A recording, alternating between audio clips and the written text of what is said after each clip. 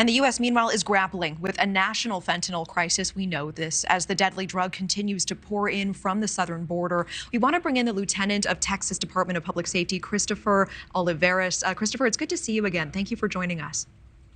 Good to see you, Natasha. Thanks for having me on. So this week, President Biden announced a global coalition to help tackle the ongoing fentanyl crisis, and it includes expanding legal pathways for migration. Do you think that this is the answer to slowing the fentanyl crisis? Well, it's not. I mean, I think we got to go, really look at the root cause of this whole, fentanyl crisis that we're dealing with. And of course, that's going after the Mexican drug cartels. And I think that's where the United States has to work on diplomatic, solutions with Mexico to put more pressure on the Mexican government to go after these organizations.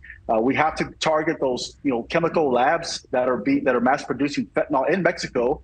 And that's where we see millions of pills that are coming across the border. And I think that's where we need to start. But until then, until we designate these cartels as terrorist organizations, it's not going to stop the flow of drugs coming across. I mean, these Mexican drug cartels are well aware of the consequences. They're well aware of the risks. They know all the loopholes. And that's why they can mass produce this lethal drug that's killing tens of thousands of Americans every single year. So I think that's where we need to start. We need to put more pressure and take action right now. The fact that we're having these conversations and we have the momentum right now where we have a lot of support, we need to actually use that support and take action and go after these organizations and put the pressure on the government of Mexico. I appreciate that. And I know you mentioned declaring cartels as terrorist organizations as a first step that you would find useful. What would be the best way in your mind to actually target and go after these cartels? Is it incumbent on the Mexican government and authorities to do that? Do you think a U.S. coalition should be able to gain entry and go after the cartels in Mexico? What do you think actually should happen on the ground? Well, I think first, we start by designating the cartels as terrorist organizations at the federal level. We did it at the state level last year when Governor Abbott designated the cartels as terrorist organizations, but now we need that at the federal level.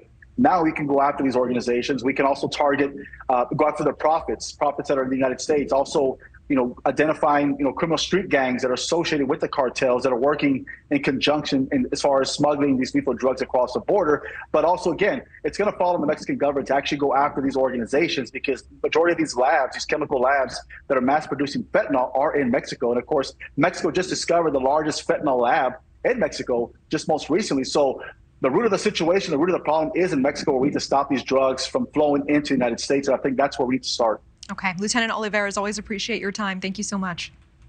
Appreciate it. Thank you. Thank you for watching. Go to newsnationnow.com to find News Nation on your television provider. And don't forget to click the red subscribe button below to get more of News Nation's fact-driven, unbiased coverage.